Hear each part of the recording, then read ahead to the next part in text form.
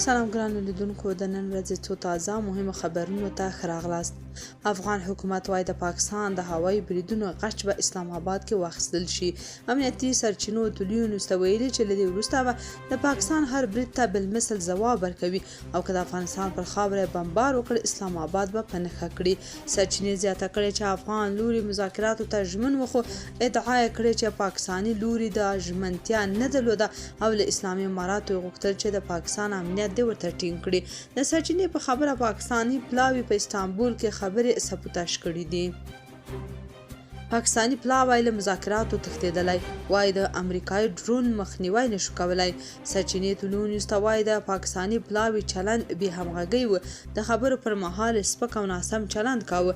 پاکستان په لومړي ځل په دغو مذاکراتو کې منلې چې له امریکا سره داسې تړون لري چې امریکایي ډرون الوتکې د پاکستان له خاورې د افغانستان هوایي حریم نقض کړي او پاکستان دا تړون نشي ماتولی. افغان لوري وغوښتل چې پاکستان تضمین ورکړي چې له خپلو هوایي حدودو به د افغانستان د هوایي حریم نقض نه کوي او له خپلې فضا او خاورې به د امریکا ډرونونو ته اجازه نه ورکوي.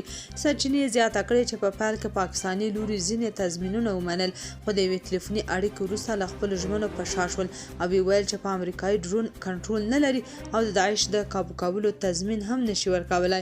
د پاکستاني لوري یوه بې منطقه غوښتنه دا وه چې افغان حکومت پاکستان کې جنګېدونکي د هرې ډلې وسلوال افغانستان ته وروغواړي او کنټرول کړي.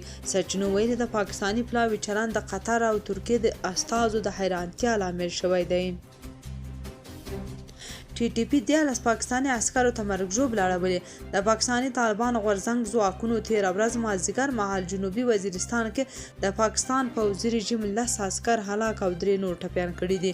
له سیمې ځایي سرچینې هندوکش غږ ته وایي چې د پاکستان پوځي رژیم عسکرو ته دغه مرګ ژوبله د جنوبي وزیرستان په زرنله سیمه کې اوښتې. سرچینه زیاتوي چې پاکستاني طالبانو مقابل لوري ته په درنې مرګ ژوبلې اړولو سربیره 3 امنیتي کمرې یعنې کوچني ډرونونه او یوه اراده پوځي موټر هم له منځه وړی. دا په داسې حال کې ده چې پاکستاني طالبانو تازه په 2 جلا نور بریدونو کې هم د پاکستان پوځي رژیم یو عسکر هلاک او ټپیان کړي دي. بلوچستان 3 پاکستاني عسکر ژوندي نیولي. د سیمه ییزو سرچینو د راپورونو له مخې د بلوچستان سوراب ولسوالۍ ګدر سیمه کې د پاکستان پوځي رژیم د لویز ځواک پر یوې پوستې نامعلومه وسلوالو برید کړی دی. سرچینې زیاتوي چې بریدګرو په دې برید کې د پاکستان پوځي رژیم 3 عسکر ژوندي نیولي او له ځانه سره یې وړي دي. د برید مسؤلیت تر دې دمه کومې ډلې نه ده منلی، خو په دغه سیمه کې بلوچ ازادي غوښتونکي فعال دي او تر دې وړاندې د ورته بریدونو مسؤلیت منلی دی. دا په داسې حال کې ده چې نن سهار د یاد ایالت بلیده ولسوالۍ کې هم د پوځي رژیم د عسکرو پر یوه لوی مرکز وسلوال برید شوی دی. پاکستاني پوځ د اسرائیلو تر شا تر لاندې غزې ته ځي. د اسرائیلو د دفاع وزارت چارواکو ویلي ممکن د پاکستان پوځیان د هغه نړیوال ځواک برخه شي چې د غزې پر خاوره به د ثبات ساتنې په پلمه ځای پر ځای کیږي. د اسرائیلي رسنیو په ځانګړي ډول وای نیټ د راپور له مخې دغه ځواک ته د ISF نوم ورکړل شوی او ټرمپ یې د 2025 کال د سپټمبر په 9 سپینه ماڼۍ کې طرحه وړاندې کړې وه. د سرچینو په وینا د پاکستان ترڅنګ د اندونیزیا او آذربایجان پوځیان هم په دې مشکوک ماموریت کې برخه لري. د دې طرحې له مخې به نړیوال ځواک د غزې پر خاوره د اسرائیلي پوځ د وتلو وروسته ځای پر ځای کیږي، خو د کنټرول 55 سلنه سیمه به لا هم د اسرائیلو په لاس کې پاتې وي. فضلي وایي TTP د پاکستان داخلي موضوع ده. د جمهوریت نظام د چارو اداري رئیس ډاکټر فضل محمد فضلي وایي تحریک طالبان پاکستان یو حقیقت دی او دا د پاکستان د ټولنې نه بیلیدونکی برخه ده. د هغه په وینا دا ډله په بشپړ ډول د پاکستان د نظامي او ملکي ادارو یوه کورنۍ موضوع ده او هیڅ بهرنۍ بڼه نه لري. فضلي ټینګار کړی چې د TTP مسله نه تر دې کمه او نه تر دې زیاته یوازې د پاکستان یوه داخلي موضوع ده. نوموړي څرګنده کړې چې تحریک طالبان پاکستان یو حقیقت دی، د پاکستان د ټولنې نه بیلیدونکې برخه او د دغه هیواد د نظامي او ملکي ادارو خالصا داخلي موضوع ده. افغانستان ته تر 2000 ډیر افغانستان ته تر 2000 ډیر بهرني سیلانیان راغلي دي. د احصایې او معلوماتو ادارې خبر ورکړی چې د تلې په میاشت کې د هوایي ډګرونو او د ځمکنیو بندرونو له لارې افغانستان ته 2330 بهرني سیلانیانو تګ راتګ کړی دی.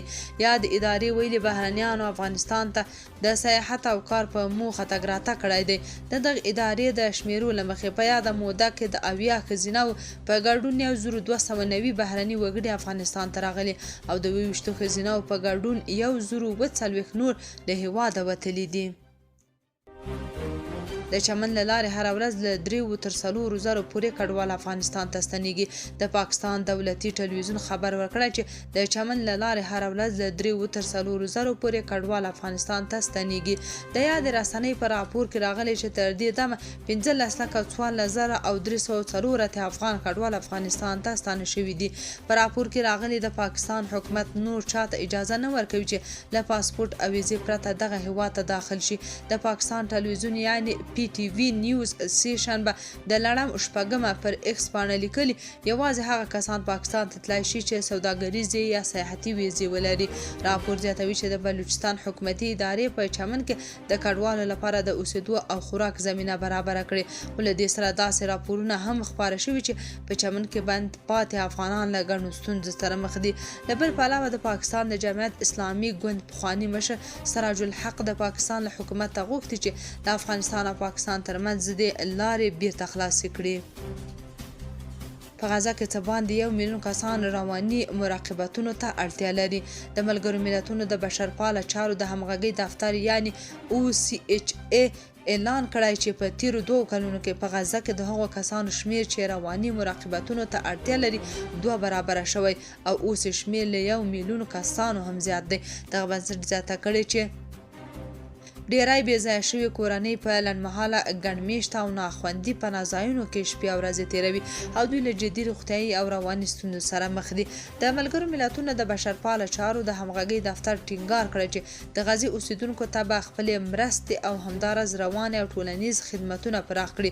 یونیسف هم راپور ورکړی چې د 2023 کال په اکتوبر کې پر غزې د اسرائیلو له برید مخکې په دغه ښار کې شاوخوا 500,000 ماشومانو رواني او ټولنیزو خدماتو ته اړتیا درلوده. خو اوس د دغې سیمې کابو ټول ماشومان دغه ډول خدمتونو او مرستو ته اړتیا لري.